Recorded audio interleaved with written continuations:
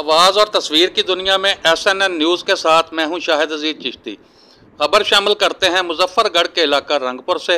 जहां SHO थाना रंगपुर जाहिद खान लगारी ने अंजुमन ताजरान के अहदेदारान के साथ अमन व अमान और इलाका में जराइम के खात्मा के लिए खसूसी मीटिंग की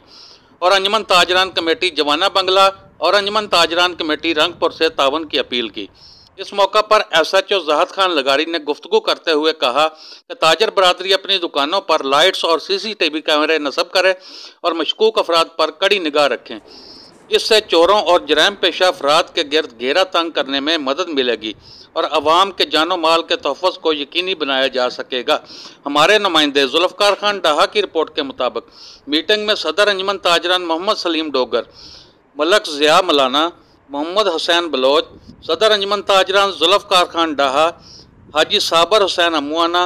और चौधरी अजमल ने शिरकत की और मुकामी पुलिस को अपने मुकम्मल ताउन का यकीन दिलाया।